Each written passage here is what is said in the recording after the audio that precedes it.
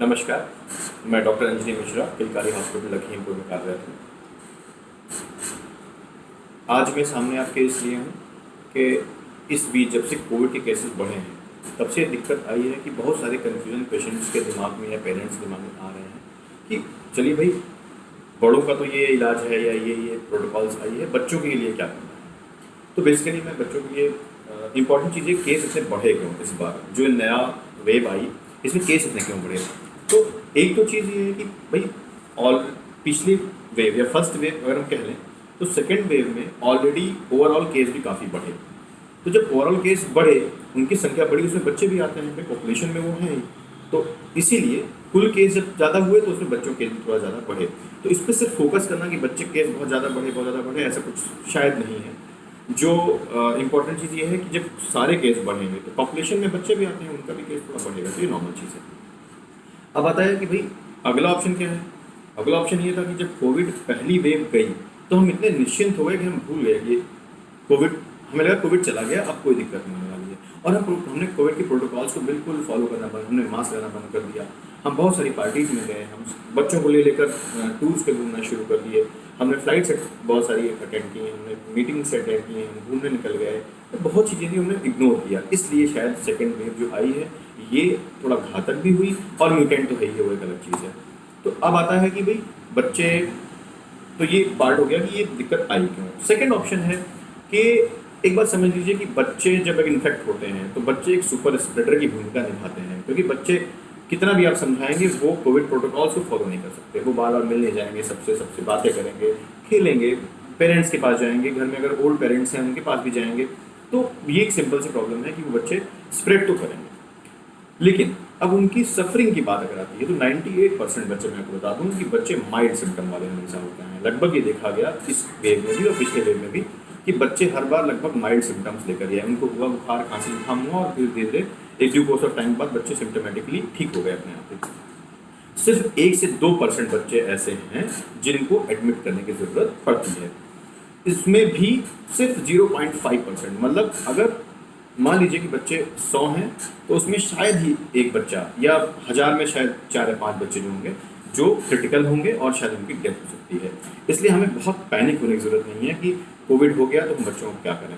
अगला ऑप्शन आता है कि भाई जब बच्चा जो है उसको ऑलरेडी प्रॉब्लम है, किसको ज़्यादा सतर्क करने की ज़रूरत है। ऐसा बच्चा जिसको ऑलरेडी कोई डिजीज़, कैरिंग डिजीज़ है, उसको ऑलरेडी मान लीजिए नेफ्रोटिक सिंड्रोम है बच्चे को, कोई ब्लड वेट प्रॉब्लम है बच्चे को, बच्चा कोई इम्यूनोसप्रेशन ड्रग ले रहा है, बच्चा एटीटी पे है, मतलब टीबी की दवा बच्चे की चल रही है, या बच्चे को कोई भी ब्लड की कमी है, थैलेसीमिया है, माइनर है या मेजर है, तो उनको कोई भी हो गया, या बच्चे को कोई भी लॉन्ग टर्म डिजीज़ है जो लंबे समय से कैरी आउट चल रही है, नेफ्रोटिक सिंड्रोम हो गया, या भी कोई बहुत सी डिजीज़ हैं जो चल रही हैं, तो उन बच्चों को इस इन्फेक्शन से दिक्कत होने की संभावना ज़्यादा है।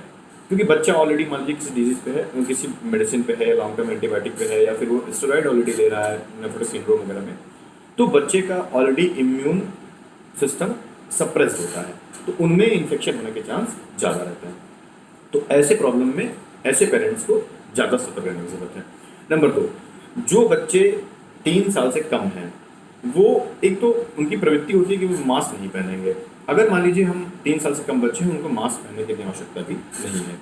लेकिन जो उनसे ऊपर के बच्चे हैं, कृपया उनको मास्क जरूर पहनाइए, हो सके डबल पहनाइए। एटलीस्ट अगर डबल नहीं पहनते हैं, इरिटेट हो रहे हैं, परेशान हो रहे हैं, तो कम से कम एक मास्क जरूर पहने।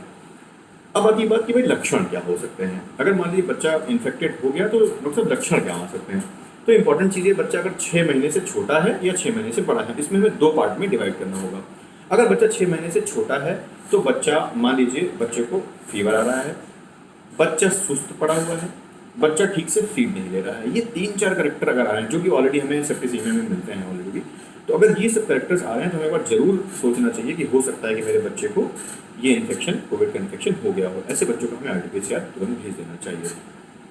अगर बच्चा 6 साल से मतलब 6 महीने से ऊपर का है, 6 महीने से ऊपर का बच्चा है, तो उसमें दिक्कतें कहाँ शुरू होंगी।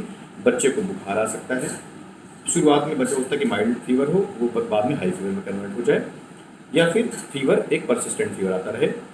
साथ में बच्चे को जुकाम हो सकता है, कोल्ड, खांसी आ सकती है, बच्चे को रैशेज बॉडी पे आ सकते हैं, बच्चे की आंखों में कंजक्टिवाइटिस टाइप का हो सकता है, मतलब आंखें लाल हो सकती हैं, बच्चे को लूज मोशन हो सकते हैं, बच्चे को वॉमिटिंग स्टार्ट हो सकती है, बच्चे को झटके भी आ सकते हैं। तो ये सब दिक्कतें जब आती हैं एक साथ, अगर सिम्टम आए या इनमें से कोई सिम्टम आए, तो आपको जरूर समझना चाहिए कि हो सकता है कि मेरे बच्चे को ये दिक्कत हो रही हो और मुझे फटाफट इसको डॉक्टर को दिखाना चाहिए, और आप जरूर कंसल्ट कर लें। इधर इट इज़ थ्रू टेलीमेडिसिन और else it is directly with the doctor. ठीक है, आप कर सकते हैं, ये इंपॉर्टेंट चीज़ है।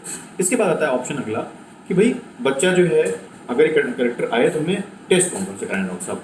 तो देखिए, टेस्ट अगर बच्चे को माइल्ड या मॉडरेट सिम्टम, माइल्ड सिम्टम है तो बेसिकली आपको कुछ करने की जरूरत नहीं है। सिम्टमेटिक आप ट्रीटमेंट दे के बच्चे को घर में ही आराम कर सकते हैं, घर में उसको ठीक कर सकते हैं। तो बहुत परेशान की जरूरत नहीं है कि मुझे क्या करना है क्या नहीं करना है, इसमें आप सिंपली घर में उसको ट्रीट कर सकते हैं। अगर बच्चा मॉडरेट में है, मॉडरेट सिम्टम उसको आ रहे हैं, तो आपको डेफिनेटली डॉक्टर को दिखाना पड़ेगा। तो डॉक्टर जो होगा, जो भी पीडियाट्रिशियन होगा या जो डॉक्टर आपके आसपास का होगा, he is the better person to decide कि उसको क्या बेसिकली टेस्ट करवाना है। इसमें सीबीसी हो सकता है, सीआरपी हो सकता है, सीरम फेरेटिन का लेवल हो सकता है, डी डाइमर हो सकता है, इंटरल्यूकिन्स हो सकते हैं, बहुत सारे कंडीशंस हो सकती हैं जिसमें हम आगे टेस्ट हिसाब से कैरेक्टर वाइज आगे बढ़ जाएंगे। बाकी RT-PCR is the main test जो कि हमें हर बच्चे का करा लेना चाहिए। अगर हमें जो भी मैंने आपको सिम्टम्स बताए, अगर ये सिम्टम्स आ रहे हैं बच्चे में, तो प्लीज़ ये RT-PCR आपको कराना बहुत ज़रूरी, जो कि आपको करा लेना चाहिए। इसके बाद बात आती है कि भाई अगला ऑप्शन ये है कि 12 साल से अगर बच्चा ऊपर है तो करना क्या है डॉक्टर साहब। टेस्ट हो गया, RT-PCR पॉजिटिव आ गया, अब हमें क्या करना है। RT-PCR पॉजिटिव आ गया तो फिर दो पार्ट में डिवाइड करेंगे, बच्चा 12 साल से पहले का है या 12 साल के ऊपर का है। 12 साल से छोटा बच्चा है तो डेफिनेटली एक प्रवृत्ति है कि बच्चा अकेले नहीं रह पाएगा, तो उसको आइसोलेट करना इतना आसान नहीं होगा। तो उसको आप माता पिता को चाहिए कि उसको अपने साथ ही रखें। बस वो भी सतर्क रहें, माता पिता भी सतर्क रहें कि बच्चा अगर 12 साल छोटा है तो उसको ध्यान रखना है कि वो एक स्प्रेडर हो सकता है। मैं बार बार कह रहा हूँ कि बच्चा है, इसका मतलब ये नहीं कि उसको सिम्टम्स हैं तो उसको हम चिपका के रखें। बच्चा स्प्रेडर हो सकता है, I can say he can be A super spreader. तो बच्चे को जितना हो सके उसके साथ रहें, लेकिन सतर्क रहें। आप अच्छे से डबल मास्क पहन के रखें और फेस शील्ड लगा के रखें, बेहतर है। नहीं लगा सकते एटलीस्ट आप हाथ में ग्लव्स लगा के रखें। बच्चे को जितना हो सके उतना अपने से दूर रखें, खाने पीने में ध्यान दें, ये कर सकते हैं। पेरेंटिंग का बेस्ट सोच ये है कि आप अपने को सतर्क रखें, फिर पेरेंटिंग प्रॉपर्ली करें।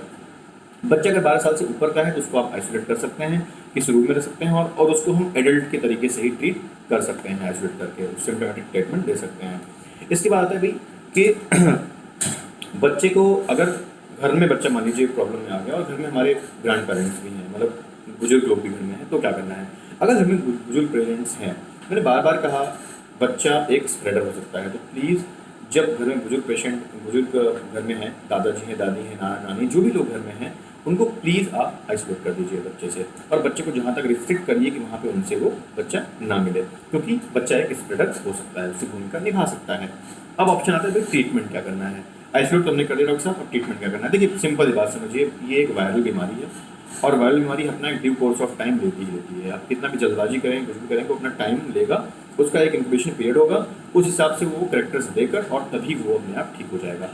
इसमें सिम्टोमेटिक रिलीफ देने के लिए सिम्टोमेटिक ट्रीटमेंट की ज़रूरत पड़ रही है। अभी तक जो देखा गया है कि बच्चों में सिम्टोमेटिक से ही ट्रीटमेंट से ही रिलीफ हो जा रहा है। बहुत कम बच्चे, शायद 1 से 2% बच्चे हैं जो सिवियरिटी की तरफ जा रहे हैं, जिनको एडमिट करने की ज़रूरत पड़ रही है। आगे की वेव में क्या होगा वो कहना थोड़ा भी मुश्किल है, क्योंकि ऐसी कोई स्टडीज अभी तक नहीं आई हैं। अब बताया कि भाई करना क्या है इसमें। तो पहली बात तो अगर वायरल प्रॉब्लम है तो सिम्टोमेटिक रिलीफ देके और सपोर्टिव ट्रीटमेंट देके इसको हम ठीक कर सकते हैं, ठीक है। अब आता है कि बच्चा अगर 12 साल से कम का है तो बहुत सारी चीज़ें, जैसे हम आयरमैक्टिन नहीं दे सकते, कोई ज़रूरत नहीं देने की। साथ में एंटीवायरल थेरेपी देने की कोई ज़रूरत नहीं है। अगर बच्चे को ऐसे 5 दिन तक कंटिन्यू फीवर नहीं है, बच्चा पहले से फीवर ठीक हो रहा है, और बिना डॉक्टर की सलाह के आप स्टेरॉइड स्टार्ट मत करिए, ठीक है। अभी डॉक्टर की सलाह लिए बिना कोई ट्रीटमेंट देने की जरूरत नहीं है। सिर्फ सिम्टोमेटिक ट्रीटमेंट घर में आप दे सकते हैं, पैरास्टामोल ले सकते हैं। पैरास्टामोल से फीवर नहीं उतर रहा है तो आप मेफेनेमिक की तरफ बढ़ सकते हैं, इतना ही काफ़ी मेरे ख्याल से सही रहेगा। बाकी जब एंटीवायरल ड्रग की ज़रूरत पड़ी, चाहे वो फेविपिराविर हो, चाहे वो रेमडेसिविर हो, जो भी चीज़ें हैं वो डॉक्टर के डिसीजन पर डिपेंड करेगा। अगर बच्चा गंभीर है, बच्चे को दिक्कत हो रही है, उसको एडमिट करने की ज़रूरत पड़ रही है, तब ये सारे डिसीजन एक डॉक्टर ही ले सकता है, और शायद उनको ही आप समझ लीजिए कि वो डिसीजन लें। आप अपने आप प्लीज़ स्टार्ट मत करिए। बच्चा अगर 12 साल से ऊपर का है तो उसे आप आयरमैक्टिन, उसे आप जिंक, विटामिन सी, सब कुछ एडल्ट की तरह ही दे सकते हैं।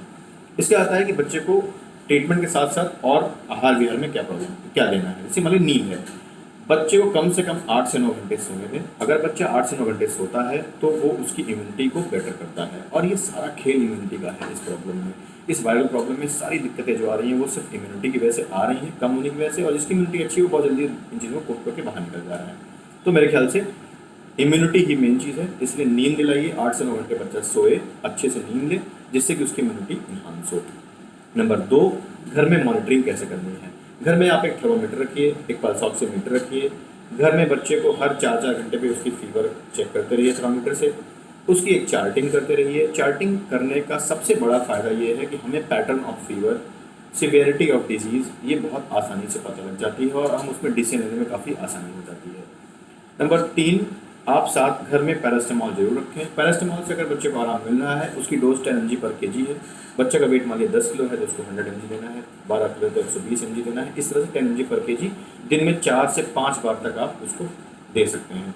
अगर मान लीजिए इससे फीवर नहीं उतर रहा है तो फिर हम अपने PCM साथ में मेफेनेमिक एसिड तरफ से आगे बढ़ सकते हैं।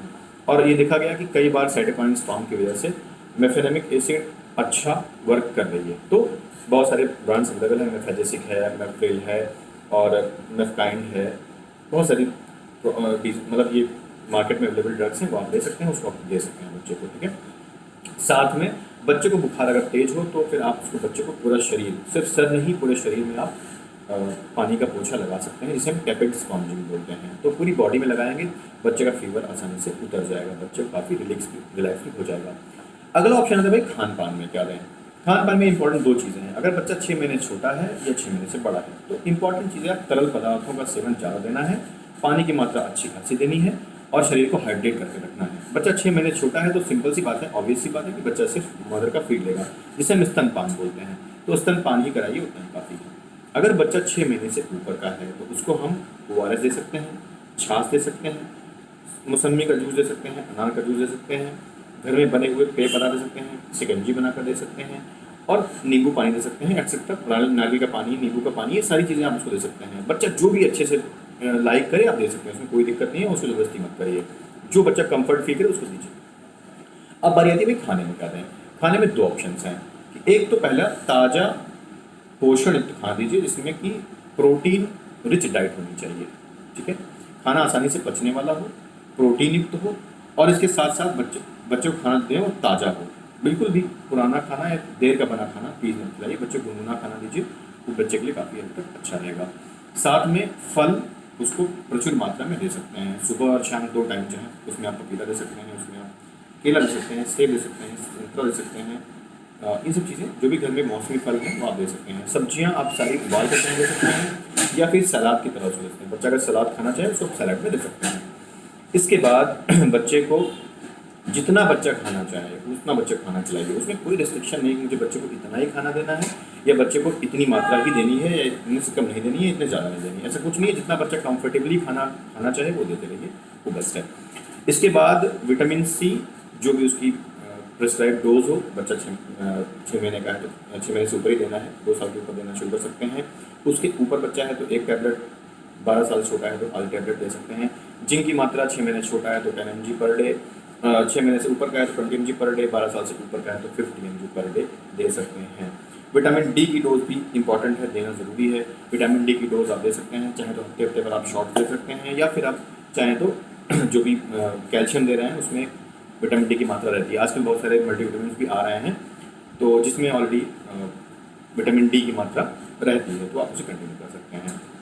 इस तरह से आप ध्यान रख सकते हैं। कभी कोई दिक्कत हो, कोई परेशानी हो, आप अपने कंसर्न डॉक्टर्स की सलाह जरूर लीजिए। प्लीज़ खुद से डॉक्टर मत बनिए, खुद से बीमारी को छुपाइए मत, घर में मत रहिए कि भैया बच्चे को टाइफाइड हो गया। मैं इसलिए देख रहा हूँ कि बहुत सारे पेरेंट्स फ़ोन करते हैं कि सर इसको टाइफाइड पॉजिटिव आया है। प्लीज़, टाइफाइड एक ऐसा विडाल एक ऐसा टेस्ट है जो अक्सर रॉन्ग रहता है। वो कभी पॉजिटिव है तो 65% उसकी एक्यूरेसी है, बाकी 35% रॉन्ग ही रहता है। इसलिए उस पर बहुत विश्वास करना ठीक नहीं है। मेरे ख्याल से ऐसी कोई दिक्कत हो, जो भी कैरेक्टर्स मैंने बताए, खांसी, बुखार, जुकाम, गले में खराश या फिर लूज मोशंस, वॉमिटिंग, शरीर में दाने पड़ जाना, चकत्ते पड़ जाना, आँख लाल हो जाना, शरीर में रैश पड़ जाना, ऐसी कोई भी दिक्कत हो तो आप ज़रूर सोचें। एक आर्टिफिशियल करने में कोई बुराई नहीं है, आपको ज़रूर सोचना चाहिए। प्लीज़ डिजीज़ से डरिए मत, पैनिक होने की ज़रूरत नहीं है, इसे एक्सेप्ट करने की ज़रूरत है कि ये मुझे हो सकता है और हमें इससे कोप अप कैसे करना है। जितनी जल्दी आप इसकी डायग्नोसिस कर लेंगे, जितनी जल्दी आप समझ जाएंगे ये प्रॉब्लम ये है, अपने डॉक्टर से आप कंसल्ट कर लेंगे, आप उतनी जल्दी इस बीमारी से जीत लेंगे। डेफिनेटली मैं बता रहा हूँ, अगर आप प्रॉपर टाइम पे इसका डायग्नोसिस कर लें, प्रॉपर टाइम पे इसको आप दवा ले लें, ध्यान रखें, इम्यूनिटी का ध्यान रखें, खाने पीने का ध्यान रखें, और कोविड के प्रोटोकॉल्स हैं उसको आप प्रॉपरली फॉलो करें।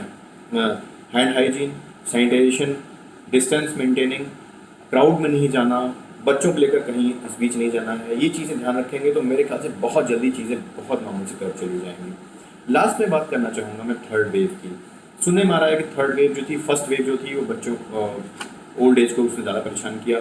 सेकेंड वेव जो थी उसने ओल्ड एज को तो परेशान किया ही, साथ में एडल्ट को परेशान किया, एडोलसेंट को भी परेशान किया। तो अब तक देखिए जितने भी 18 साल के ऊपर लोग हैं, लगभग ये चीज़ें अभी प्रोसेस में है, पाइपलाइन में है, लोगों को वैक्सीन दी जा रही है, वैक्सीन अभी चलेगा, वैक्सीन का शेड्यूल प्रॉपर आ रहा है, गवर्नमेंट भी लगी हुई है, हम भी लगे हुए हैं, सभी लोग अपना बेस्ट पॉसिबल दे रहे हैं, शायद हम लोग को जल्दी जल्दी वैक्सीन लग जाएगी। लेकिन बच्चे अभी वैक्सीन से छूटे रह गए हैं, बच्चे और जिन माताओं को, मतलब जो प्रेग्नेंट वुमेन्स हैं या जो लैक्टेटिंग मदर्स हैं। तो मैं ये जरूर कहना चाहूँगा, प्लीज़ ये अगला टाइम अगर ये थर्ड वेव ना ही आने दे तो बहुत अच्छा रहेगा, अगर हम प्रॉपर अपना फॉलो करते रहे, हैंड हाइजीन, कोविड प्रोटोकॉल जितनी चीज़ें हैं जैसे कि मास्क लगाना और हाइजीन मेंटेन करना, हैंड हाइजीन मेंटेन करना, और सोशल डिस्टेंसिंग रखना, और गैदरिंग में ना जाना, सोशल मीटिंग्स को अटेंड ना करना, ये चीज़ें अगर हम रखेंगे तो हमें ख्याल से थर्ड वेव शायद हो सकता है कि आए ना। बहुत चीज़ें आ रही हैं कि आएगा, हो सकता है, मैं ये कंफर्म नहीं कह सकता, लेकिन अगर हमने प्रॉपर इस बार कोई भी गलती ना करी, हमने अगर थोड़ा भी सुस्ती ना करी, अगर हम बिल्कुल निर्भीक ना हुए, नहीं कुछ नहीं होगा, तो शायद हम अगर प्रॉपर चीज़ों को ध्यान रखते रहे तो हम शायद कोरोना की थर्ड वेव से खुद को बचा लेंगे और शायद अपने बच्चों को बचा लेंगे। क्योंकि अगर थर्ड वेव आती है ये हमारे बच्चों के लिए बहुत घातक होगी। प्रॉब्लम इस बात की है कि बच्चों के लिए इंफ्रास्ट्रक्चर बहुत कम है, उनके लिए आईसीयूज़ की मात्रा बहुत कम है, शहरों में बहुत से शहर ऐसे जहाँ पर अभी तक आईसीयू की व्यवस्था ही नहीं है। तो ये एक बहुत बड़ी चैलेंज होगा गवर्नमेंट के लिए, पब्लिक के लिए, हम सब के लिए। प्लीज़ मैं आपसे कहना चाहूँगा कि प्लीज़ कोविड प्रोटोकॉल्स का अच्छे से पालन करिए, घर में रहिए, घर से बाहर प्लीज़ मत जाइए, बच्चों को लेकर किसी भी सोशल गैदरिंग में, शादी विवाह पार्टी में मत जाइए। बच्चों को हैंड हाइजीन सिखाइए, घर में रह के उनको ट्रेनिंग दीजिए कि बच्चे कैसे घर में रहेंगे, कैसे उनको हैंड हाइजीन रखना है, कैसे उनको हाथ धोते रहना है, कैसे उनको मास्क लगाना है। ये चीज़ अगर हम प्रॉपर टाइम करते रहे तो शायद हम अपने बच्चों को सेकेंड वेव आने के बाद थर्ड वेव से बचा पाएंगे। और एक बाल रोग विशेषज्ञ होने के नाते ये मेरा कर्तव्य है कि मैं आपको हमेशा सलाह देता रहूँ, मैं आपको हमेशा कांटेक्ट में रहूँगा। मेरे फ़ोन नंबर्स आपके पास अगर हैं तो आप मुझे कॉल कर सकते हैं। मेरे साथ मेरे कलीग्स हैं, ये मेरे शहर में बहुत अच्छे पीडियाट्रिशियंस हैं, आप उनसे बात कर सकते हैं। बहुत सारे डॉक्टर्स जहाँ भी आते हैं, अपने आसपास के जो डॉक्टर्स आते हैं, जो आपके बाल रोग विशेषज्ञ आपको सलाह देते हैं, आपके फैमिली फिजिशियन सलाह देते हैं, आपके डॉक्टर्स जो भी हैं, आप प्लीज़ उनसे सलाह लेते रहिए, डिजीज़ को छुपाइए मत। गाँव में रहने वालों के लिए मैं स्पेशली कहना चाहूँगा कि प्लीज़ डिजीज़ को इग्नोर मत करिए कि ये खांसी था, ऐसे ही थकान की वजह से आ गया, या हम व्रत थे इसलिए आ गया, या आज बहुत काम कर दिया इसलिए आ गया, धूप में चले गए इसलिए आ गया। मैं बहुत चीज़ सुन रहा हूँ, प्लीज़ से दूर रहिए। बोतल के पीछे मत पड़िए कि बोतल चढ़ा लो आराम मिल जाएगा, प्लीज़ ध्यान रखिए। कोविड के बारे में खुद को जागरूक करिए। इस वीडियो से शायद मैंने बहुत हद तक आपको जागरूक किया होगा, आगे भी करता रहूँगा। आपको कोई भी दिक्कत हो तो आप मेरे नंबर्स पे कॉल कर सकते हैं, मैं हमेशा तैयार हूँ, मैं हमेशा बैठा हुआ हूँ। आपको जो भी मेरे पास है, जितना भी मैं ज्ञान अर्जन कर पाया हूँ, आपको गाइड करने के लिए मैं हमेशा तैयार हूँ। और मैं चाहूँगा प्लीज़ अपना ध्यान रखिए, अपने घर का ध्यान रखिए, समाज का ध्यान रखिए। जो लोग कोविड को झेल चुके हैं, कोविड योद्धा की तरह बाहर आ चुके हैं, मैं उनसे कहना चाहूँगा कि प्लीज़ बाहर आइए, लोगों की हेल्प करिए, अपने एक्सपीरियंस बांटिए, लोगों को निर्भीक बनाइए थोड़ा सा, और प्लीज़ बाहर निकलिए तो जितना हो सके बाहर मत निकलिए, लॉकडाउन का पालन करिए। अगर बहुत इंपॉर्टेंट है तभी निकलिए, और प्लीज़ जब भी बाहर निकलिए डबल मास्क लगाइए। बच्चों को लेकर प्लीज़ बाहर मत जाइए, जितना हो सके आप बच्चों को लेकर गेट से बाहर बिल्कुल मत जाइए। अगर आप ऐसा करेंगे तो शायद हम बहुत जल्दी इस कोरोना से अपने देश को बचा पाएंगे, अपने प्रदेश को बचा पाएंगे, अपने समाज को बचा पाएंगे। नहीं तो इतनी भयावह डिजीज़ है, ऑलरेडी आप देख रहे हैं इस महामारी ने बहुत हमारे साथियों को छीन लिया है। कृपया मेरी बातों का ध्यान रखिए और अपना ध्यान रखिए, घर में रहिए, सुरक्षित रहिए। धन्यवाद, नमस्कार।